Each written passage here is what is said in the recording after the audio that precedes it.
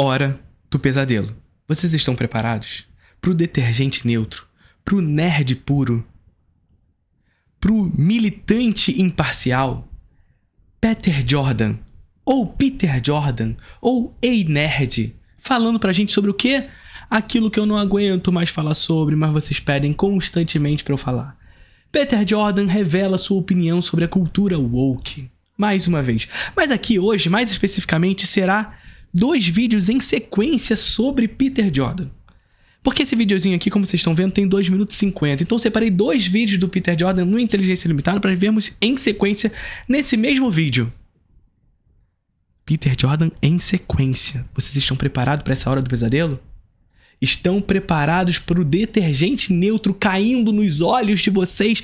E meus olhos, eu não aguento mais. Estão preparados para esse detergente neutro caindo? E aí, ver toda a neutralidade do detergente ao cair nos seus olhos? Nem detergente é neutro. E a gente vai ver isso aqui agora. Tá preparado? Mas antes disso, você conhece a Introdução ao Cinema? O curso de cinema contínuo mais charmoso do Brasil. Ao assinar, você tem 1 ano de acesso à plataforma com todas as aulas lá já disponíveis. Que aulas que estão lá? Linguagem, teoria, história, crítica, política relacionada à produção cinematográfica, contra-interpretação, obra de arte na era da sua reprodutibilidade técnica, cinema clássico, cinema moderno, cinema pós-moderno, neorrealismo italiano, expressionismo alemão, mais o quê? Cinema e pós-verdade. Vai entrar uma sequência de aulas de cinema brasileiro também em março. Então assim, tem muita aula lá e você ainda não faz parte. Mas só isso, Felipe Leão? Só isso, Felipe, que você vai me dar nesse curso? Só as aulas que já estão lá disponíveis e ponto? Não, além disso, durante o período de assinatura, portanto 1 ano, você terá 2 aulas novas todos os meses sobre todos esses assuntos que a gente viu. 2 aulas novas todos os meses. Vem fazer parte da Introdução ao Cinema, link na descrição desse vídeo. E pra deixar bem claro pra vocês, eu ainda estou com a minha voz rouca. Em breve ela vai estar normal. Aguarda, por favor. Tô aqui fazendo um esforço por vocês. Então seja membro aqui embaixo também, tá bom? Seja membro e tenha acesso a todos os vídeos antecipadamente e também a todas as lives que eu faço aqui no YouTube, terças e quintas. Elas ficam gravadas somente para membros do YouTube. Então seja membro aqui embaixo, tá bom? Vamos lá. Peter Jordan, me diz, qual a sua opinião sobre a cultura woke? Como se a gente não soubesse, né? O Vilela lança um corte pra gente. Peter Jordan revela a sua opinião sobre cultura woke, como se ele já não tivesse revelado isso 50 milhões e uma vezes, né? Mas vamos escutar mais uma vez o que Peter Jordan tem a ver com isso. Tem a dizer. Cultura woke. Vamos lá, cultura woke. Não, cara, não tiro meu chapéu pra cultura woke, né, cara? E fica aquele velho debate. Você tá falando que existe? Lógico que existe, pelo amor de Deus, né? Lógico que existe. Lógico. Pelo amor de Deus, lógico. Cara, o próprio Bob Iger, o presidente da Disney, já assumiu que existe. E ele disse que prejudica os próprios filmes.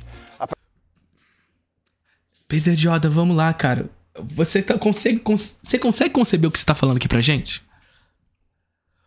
O próprio executivo da Disney diz que existe e que isso tem prejudicado os filmes. Olha só o que ele vai falar em seguida, provavelmente. Indústria cinematográfica. Ele tá dizendo que agora tem que botar um pouquinho o pé no freio, né, com isso.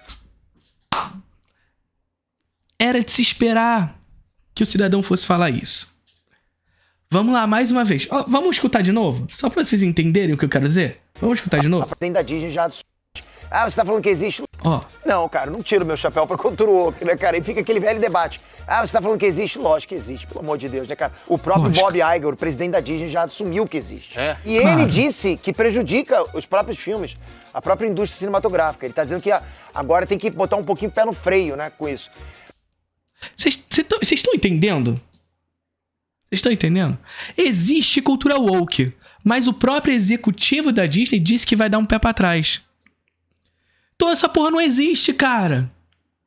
É aquilo que a gente sempre disse aqui desde o início. A tal da cultura woke, vocês acreditam que existe? Assim, ela já existiu em determinado momento, mas ela passa a ser subvertida pelo discurso dos nerdola por uma ideia reacionária do cinema. A própria indústria passa a assumir os discursos que eram ditos quanto woke como mercadoria. Então veja mais uma vez. Cultura woke não é o Mickey, que agora é domínio público, assumindo a linha de frente da Revolução Comunista Mundial. Internacional. Eu não vou imitar o Mickey agora, hoje, aqui pra vocês, porque eu tô rouco. Vou deixar esse ofício pro tio João. Apesar da minha imitação de Mickey ser melhor que a do tio João. Tá bom? Vou dizer isso pra vocês, que minha imitação de Mickey é melhor que a dele. Só que rouco vai ser difícil de fazer. Vai sair uma outra coisa aqui completamente diferente. Talvez um rato do Ratatouille. Talvez isso. Mas vocês percebem que a fala do Peter Jordan aqui nos remonta justamente a essa ideia?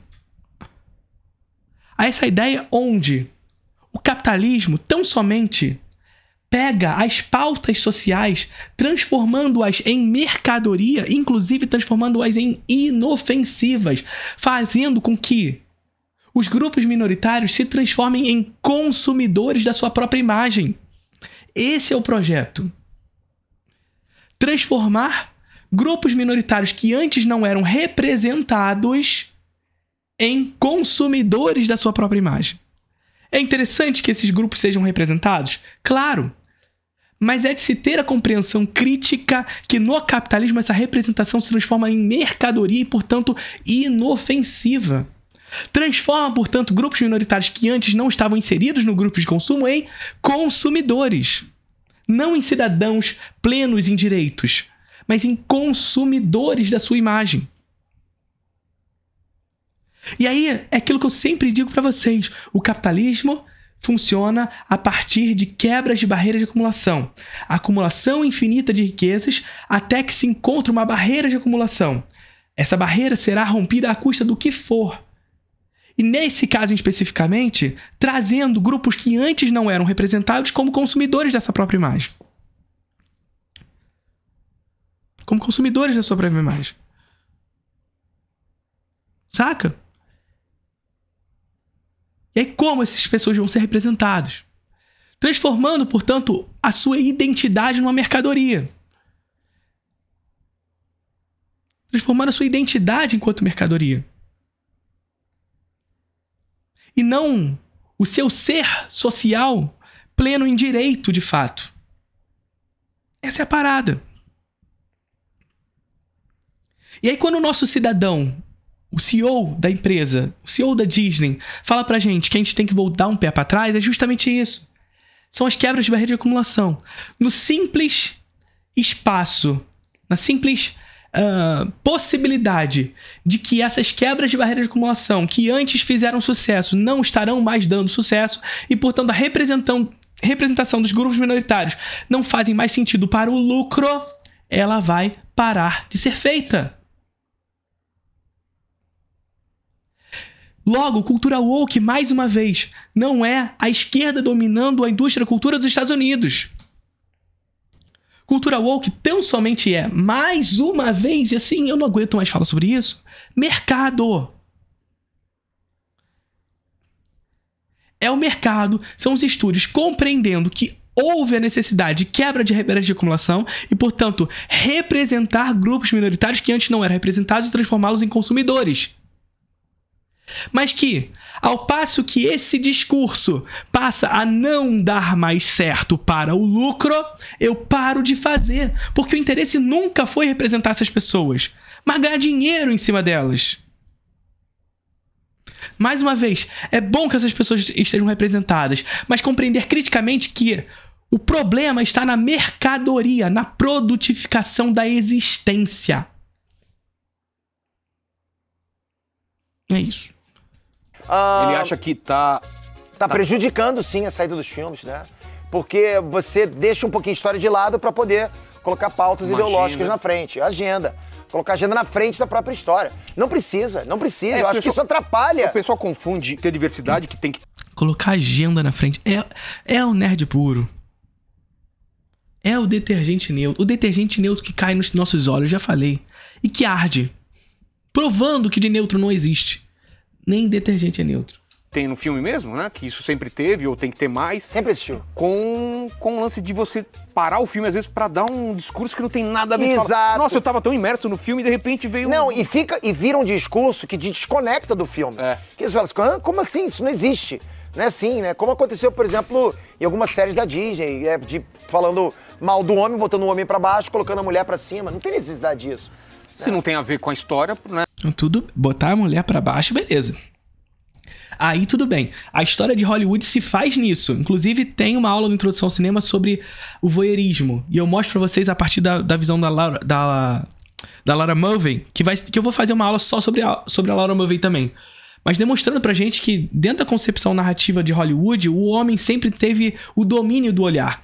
E tendo o domínio do olhar na hierarquia do olhar e, portanto, no voyeurismo, ele tem consigo o prazer no olhar e a opressão ao mesmo tempo. Condicionando a mulher a ser a mulher vista, a ser o personagem visto e, portanto, a escada narrativa para sua ação. Ou a mulher é posta em perigo para colocar o homem em perigo, ou ela existe para dar condição narrativa ao personagem masculino, levando-o ao perigo. Saca? Então tem aula sobre isso na Introdução ao Cinema. Mas aí tudo bem. Colocar a mulher em posição subalterna, em posição de ser vista e nunca ver, tudo bem. O homem não pode estar nessa posição nunca. Jamais. Jamais. A não ser que seja, a mulher tá sofrendo uma violência. E, cara, algumas mensagens, assim, não tem nem a ver com a própria pauta ideológica. Tipo, tá exagerando, sabe? Entendi. Eu tô meio de saco cheio de filme de super-herói que ainda tá na mesma pegada. Eu acho que se os caras não começarem a testar, criar coisa nova... Mas é o que vai acontecer com a DC agora. Não, é o contrário, né? Na verdade, os filmes de super-herói tentaram começar a testar, entre aspas, coisas novas e arrancou os cabelos da nerdola. Da nerdolosfera, né? Porque assim... e quando eu digo assim, que tentou fazer coisa diferente, não é como se eles tentassem também revolucionar a história do gênero de super-herói. Nada disso também, né? Na verdade, assim, no princípio, o MCU trabalhava sob a perspectiva da figura masculina, egocêntrica, porém carismática. E a mulher nesse cinema passa a ser representada como uma figura central somente em 2019 com o filme da Capitã Marvel. Porque a Viúva Negra sempre esteve lá, mas ela sempre foi coadjuvante, ou seja, sempre esteve a ser vista, nunca vendo. Nunca sendo ela a dona do olhar do seu próprio filme. Isso vai ser lançado muitos anos depois. Quando a Marvel resolve dar luz e, portanto, o olhar para essas personagens, as pessoas já estavam acostumadas, não só pelo MCU, mas também por toda a história do cinema, a esse personagem egocêntrico, carismático, forte, pelo qual esse nerdola quer assistir. Porque ele foi construído. A indústria da cultura funciona a partir da padronização do gosto, ou seja, construindo esse gosto, construindo esses padrões na mente do espectador, através da Marvel, no caso, da fórmula Marvel. Pelo qual essa figura do homem carismático, egocêntrico e tudo mais, e forte, é uma figura central.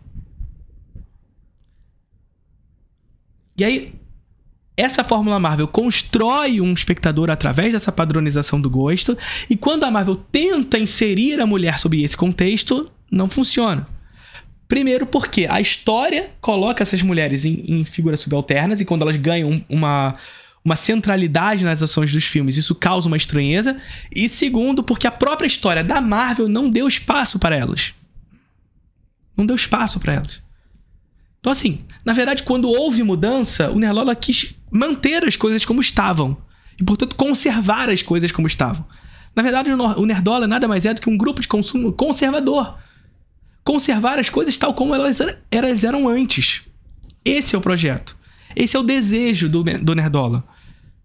Só que a grande questão que eles não compreendem é que a Disney, por mais que vocês acreditem que a Disney faz filme pra vocês, ela não faz. A Disney, ela criou, ela construiu, através de um projeto de padronização do gosto, o que é o nerdola, o que é o nerd. E o nerd não é vocês somente. O nerd passa a ser um grupo de consumo que está para além de vocês. O nerd não é mais o inteligente da escola. Não é esse cara. Se cria um grupo de consumo para fazer sentir-se pertencente. E, portanto, se sentindo pertencente, consumir. Consumir. James Gunn vai mudar tudo, é um reset, um reboot. E eu acho que é super válido. Inclusive, eu acho que a Marvel tem que fazer, cara. Também acho. Porque não pode, na minha visão, cara, tu não pode matar o Robert Downey Jr., quer dizer, você não pode matar um Tony Stark. Ele tem que ficar lá, cara. Troca o ator, troca o ator. Pô, 007 troca, não, morre. Vocês estão entendendo como é que a parada não é mudar as coisas, é voltar para as coisas como eram? Ou seja, o que a gente quer é, de novo, o personagem egocêntrico e carismático na figura do Tony Stark. É, mais uma vez, eles não querem mudança, eles querem um retorno. Morreu o Homem de Ferro, não pode mais voltar. Então acabou. Você perdeu um dos personagens principais que existem. Homem de Ferro, Capitão América, Hulk, Thor. Tirou, acabou o core do negócio. Nenhuma mulher citada, nenhuma super-heroína. A Viúva Negra, por exemplo, tudo bem morrer. É engraçado porque o Homem de Ferro nunca foi um personagem muito forte nos quadrinhos. Mas no universo da Disney soube trabalhar muito bem. E trouxe... E ele ganhou um peso, né, no universo da Marvel. Porque não sei se você tá ligado nessa... Quando a Marvel realmente se vendeu pros estúdios, né? A Marvel primeiro se vendeu pra Sony. A Sony só queria o Homem-Aranha. A Universal ficou com o Hulk. E o X-Men. Não, a Universal ficou com o Hulk. Aí a Fox ficou com o X-Men e Quarteto Fantástico. Ah, foi fatiando, então? Foi fatiando. Putz. E aí a Disney tentou alguma coisa, só sobrou Vingadores que ninguém queria. Sério? E foi o que mais fez sucesso. Ninguém queria Vingadores? Ninguém queria Vingadores. Porque X-Men, eu acho que é... X-Men naquela época era a cereja do bolo.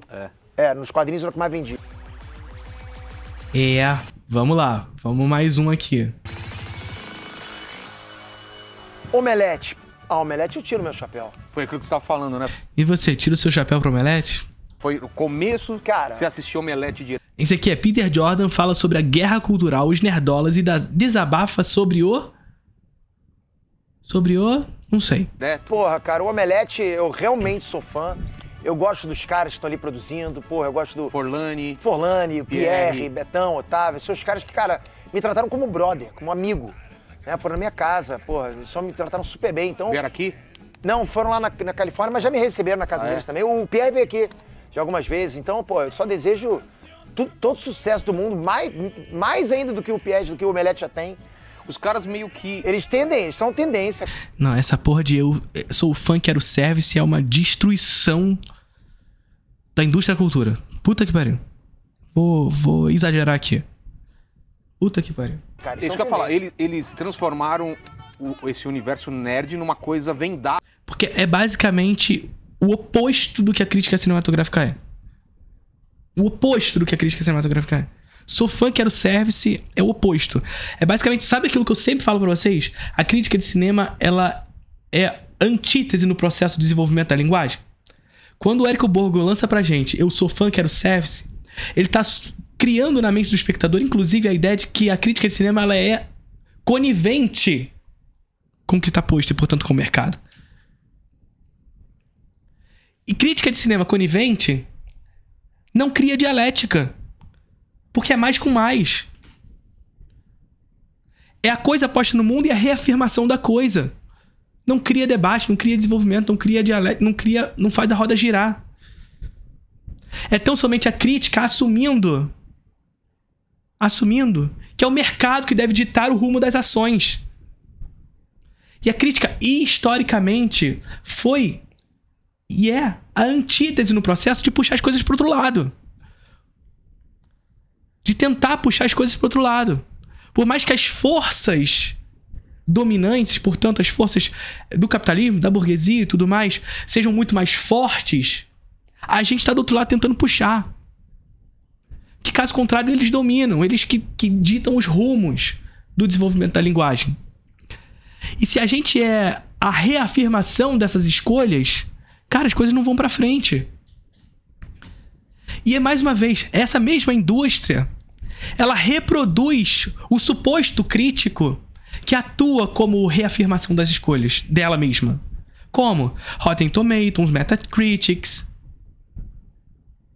o guia de consumo, fazendo com que o leitor e o espectador de crítica creia que, na verdade, o guia de consumo, o Metacritics, o Rotten Tomatoes, o IMDb, sejam o suprassumo da crítica de cinema. Destituindo o crítico do eu, destituindo o crítico de personalidade. Afinal, ele se transforma num número numa porcentagem de tomates. Então a crítica de cinema é antítese do que está posto no mundo. A crítica de cinema jamais é conivente com as coisas do mundo. Isso não significa que ela não possa ver com bons olhos as coisas. Mas ela sempre puxa as coisas para irem para frente. Ela é sempre antítese. Né? Eles e o Jovem Nerd transformaram isso numa indústria, né? Isso, exatamente. Não tem como não tirar chapéu pros caras. Os caras estão lá antes da gente, Pô, né? cara, eu olho pros caras como referência, né? A DCU... eu tiro meu chapéu. falando um pouco disso, né? Eu tiro meu chapéu pro DCU. Apesar de não ter mandado bem nos filmes, cara, mas... tentou. Porque, assim, o DCU, eu acho que foi atrapalhado pela própria Warner, sabe? Que Por quê? tesourou os bastidores ali, começou a tesourar. Não deu liberdade pra quem tava fazendo, pros diretores, pros criadores ali. Então, assim, cara, eu gostei de vários filmes, a maioria eu gostei, então não tem como não tirar o chapéu. Nerdolas, quem tava falando, né? Pô, Nerdolas, presta atenção, cara. Nerdolas eu tiro meu chapéu, tiro minha carteira. De onde veio esse termo, Nerdolas? Cara, Nerdolas foi o seguinte, nerd era um tema pejorativo. Nerd era um tema pejorativo. Quando era criança era pra botar o cara pra baixo. Lembra? Vingança dos Nerds. Vingança, era sempre pra zoar os caras. Só que nerd virou uma cultura, né? O nerd de ontem é o rico de amanhã. Então tem essa coisa. Então, o nerd... Cara, o problema é que eles acreditam que esse negócio do surgimento do nerd recente foi absolutamente do nada.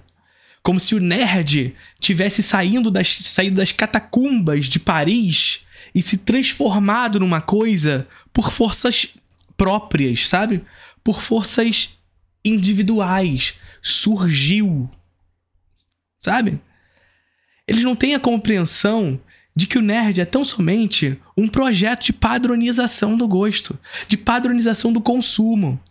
Ou seja, para que os filmes da Marvel fizessem sucesso, por exemplo, a Marvel e os grupos que estão junto à Marvel nesse sentido precisaram construir um projeto de padronização do gosto em direção à construção de um público mais amplo. Porque, sinto muito, filmes da Marvel de 200 milhões de dólares não é feito para os nerds. Então o nerd precisava ser uma coisa muito maior do que os nerds da escola que vocês estão falando. Do que o nerd que jogava Magic no canto, no banquinho da escola, só com seus amigos. E que era zoado pelos populares da escola. Sabe? Esse não é o nerd que a gente tá falando hoje. Porque a Marvel e a indústria da cultura, através de um processo de padronização do gosto e padronização do consumo, criou uma amplificação do que é a figura nerd. Para além daquela figura do passado. Porque os filmes da Marvel não se sustentariam com aqueles nerds do passado. Eles precisavam se ampliar. Se criar a partir disso, então, uma ideia de pertencimento em grupo. E a partir do pertencimento em grupo, consumo. Porque para eu me sentir pertencente no grupo, eu preciso consumir o mesmo que o nosso colega do lado também consome. E por isso que o nerd, eles gostam de dizer que o nerd é um cara fiel. Ele tá sempre comprando. Ele é um cara engajado financeiramente no que a indústria da cultura produz pra ele. É claro, não é só o nerd que é. É qualquer grupo de consumo que a indústria da cultura promove e constrói é engajado financeiramente. A grande questão, mais uma vez, é que esse nerd contemporâneo que ele está falando é diferente daquele do passado porque ele passa a ser assimilado enquanto um consumo mais amplo do que era no passado. No passado ele era um grupo de consumo, claro, mas um grupo de consumo mais nichado. Mas para que os filmes da Marvel pudessem funcionar, para que a indústria da cultura pudesse atuar nesse grupo de maneira mais ampliada, mais massificada, eles precisavam transformar esse nerd numa coisa muito maior. Hoje, o nerd não é o cara inteligente, o nerd é o cara do Viagem Geek. Que fica falando se a moça é bonita ou não. Esse é o nerd. Tá? Tá ligado? É uma parada muito mais ampla da compreensão do que é a nerdice. Por quê? Porque quando você amplifica essa ideia, você amplifica junto a ela o pertencimento em grupo dentro de um contexto maior, fazendo com que o consumo seja mais acelerado também. Mais intensificado, mais massificado. Então não é como se esse nerd tivesse surgido do nada. Das catacumbas de Paris. Não. houve um processo de padronização do gosto e do consumo em torno da figura do nerd. Um processo de construção artificialmente produzido pelo próprio capitalismo e pela indústria da cultura como ferramenta desse capitalismo. Porque, caso contrário, a Marvel não geraria o lucro que ela gerou. Os ganhos que ela gerou. Ela iria estar fazendo produtos para nicho. Então, para que pudesse ser criado filmes de 200 milhões de dólares, era necessário construir um público para isso. E é por isso que a indústria da cultura funciona para sair de um projeto de padronização do gosto. Virou um status hoje. E as pessoas quiseram resgatar essa coisa pejorativa transformando o nerd em nerdola. Nerdola, ou seja, colocando nerdola como um cara chato. Só que eu não vejo assim. Eles mais uma vez acreditam que a parada é orgânica, sabe? Surge da terra. As pessoas... O nerd nasceu, e aí depois que os nerds nasceram, vieram a galera chamando de nerdola mais uma vez. Não. Virgão, né? É, o nerdola virgão. Eu não vejo assim. Eu vejo o nerdola como o cara que realmente consome, como o nerd. Agora me diz, Peter Jordan. Peter Jordan, melhor dizendo. Por que que o nerdola, ou nerd, lá da década de 90 é diferente do de hoje? O nerd da década de 90 era um grupo de consumo, claro. Era um grupo de consumo fiel, claro. Mas ainda assim era nicho. Por que que esse nerd se transforma numa coisa muito maior? Essa que é a questão. É preciso uma análise material das coisas por conta disso. Para ter a compreensão de que só surge essa nerdice mais massificada porque houve um processo de padronização do gosto, de padronização do consumo. Caso contrário, a Marvel não dava certo. E não é sobre a Marvel, é sobre a indústria da cultura como um todo. Gosto se constrói. E gosto no cinema é demanda. Demandas se constroem, se criam. E se a Marvel não fizesse um processo, se a Marvel e a indústria da cultura como um todo não fizesse um processo de construção dessas demandas, não ia dar certo. Então, mais uma vez, era preciso massificar a ideia do que é o nerd. Ampliar a ideia do que é o nerd. O nerd não é mais o inteligentinho da escola, que vai ser o seu chefe no futuro. Não é mais isso. É outra coisa. O nerd passa a ser uma figura de consumo massificada. É isso. Nerd que consome aquilo. O que é fidelidade? Qual o problema de ter um fanservice, ter uma fidelidade? Um personagem que é parecido com quadrinhos. O nerdola é o cara que quer diversidade, mas quer diversidade... Não. Vocês querem o retorno. De inclusão, não de substituição. Entende? Então, cara, Inclusão, não substituição. E aí vocês vão pra ótica do capitalismo, tá? Vamos lá. A gente conversou no vídeo anterior lá no Liagem Geek. Na ótica do capitalismo, onde a gente disse que tudo no capitalismo se transforma em mercadoria, sobretudo o cinema, que é uma arte que surge no capitalismo industrial já. E conforme o capitalismo vai avançando em direção ao capitalismo tardio, que é o que a gente está inserido hoje, assim, cada vez mais acelerado, mais exacerbada, portanto, as contradições desse capitalismo, a gente vai vendo que há uma intensificação, uma extremação da ideia da arte enquanto mercadoria. Sobretudo se a gente fala dos produtos concebidos pela indústria da cultura. Nesse sentido, como que a gente vai falar algo como que Peter Nerd disse aqui? Ó. O nerdola é o cara que quer diversidade, mas quer diversidade de inclusão, não de substituição. Entende? Então, cara, Como? Porque veja, mais uma vez, se o processo de produtificação das coisas é cada vez mais acelerado, essa mesma indústria passa a requerer da história os seus próprios processos. E, portanto, o sentido de originalidade é cada vez mais escasso. O que eu quero dizer com isso?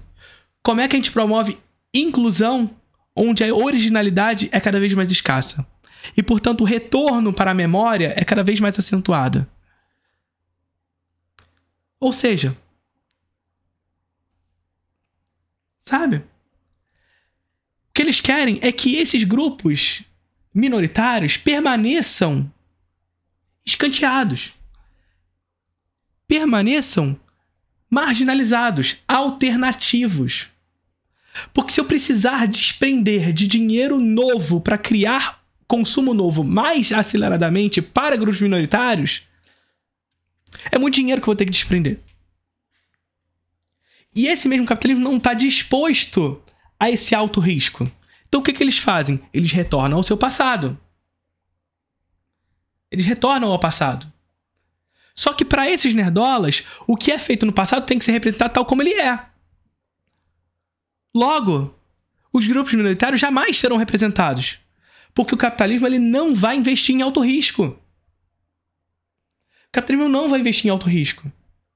E, portanto, os grupos minoritários jamais serão representados. Tem nerdola Sejam todos bem-vindos aí que estão chegando do Humberto. que realmente vê lacração em tudo? Tem. Que passa do ponto. Que passa do ponto, passa, mas eu vejo também o lado do cara.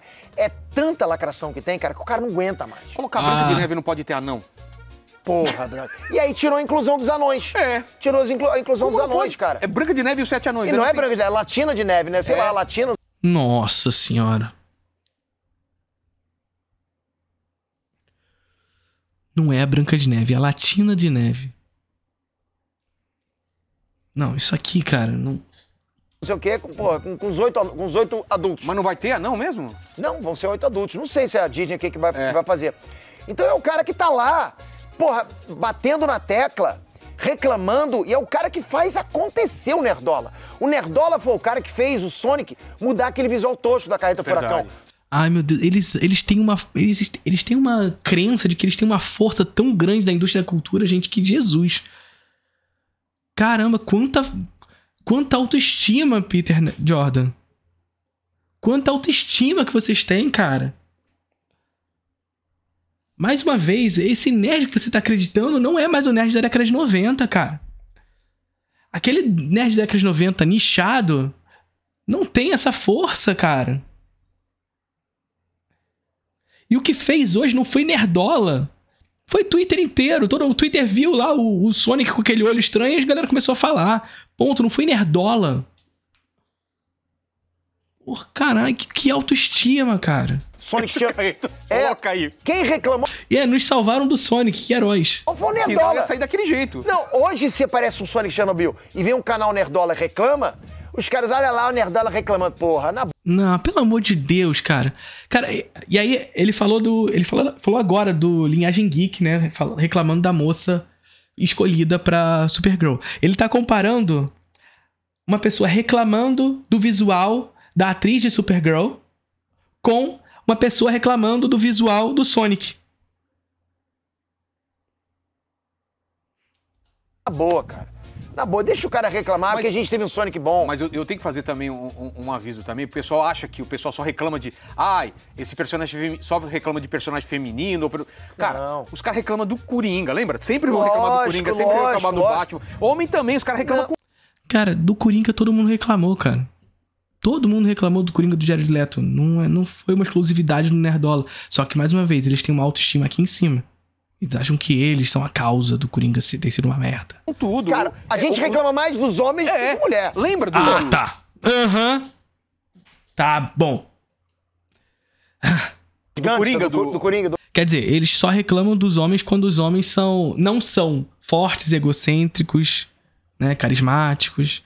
Aí a gente reclama. Do Jared Leto. Não, do mesmo do que morreu. O Heath Ledger? É. Teve gente reclamando dele? Não Antes, lembro. no começo, quando anunciaram, reclamaram. Reclamaram desse Reclama tudo, Batman. Robert. O Sonic... O Sonic é a representação do ator que eles reclamam. É o Sonic. Eles reclamam muito de figuras masculinas. E aí o Sonic é a representação máxima do quanto eles reclamam de figuras masculinas no cinema. Na verdade, assim, eles reclamam das figuras masculinas quando originalmente o personagem era branco e escolheu um personagem negro, sabe? Aí eles reclamam. Mas não, sabe? É diferente. Robert Pattinson. Que ficou bom pra caramba. Faz parte, né? Cara, isso que movimenta, só que depois vai lá e o Nerdola fala, porra, gostei. Curti. Agora, cara, e assim, A gente não pode tirar a opinião do Nerdola. Se o Nerdola acha a atriz diferente, a atriz ruim pra aquele personagem, pô, é a opinião do cara. Tá tudo bem ser misógino, gente. É só opinião. É tudo bem ser misógino, tá? Deixa o cara falar que achou fulano feio, fulana feia, não combinou com o papel, não gostei, achei ruim. Pô, o cara tem a opinião dele. Fica tu lindo, porque tem essa guerra entre nerdolas e lacrolas, que as pessoas chamam, né? E lacrola, por exemplo, o nerdola é o cara que dizem que vê lacração em tudo. Lacrola é o cara que enxerga que todo mundo é nerdola. Ah, entendi. E não pode reclamar. E onde tá o Peter Nerd nisso tudo? Em lugar nenhum. Por quê? Porque é o nerd puro, o detergente neutro, o militante imparcial. Peter Jordan, na nossa frente. Reclamou, então tá errado. Tá errado. Então, porra, esses são os dois extremos, cara. Dois extremos. Não dá, cara. Exato. Tira o chapéu sim, tira o Último. chapéu. Ai, ai, ai. Ai, ai, ai. Mais uma vez, tivemos um vídeo aqui sobre o detergente neutro, sobre o nerdola puro, o militante imparcial, ele, Peter Jordan, ei nerd. Curtiram o vídeo?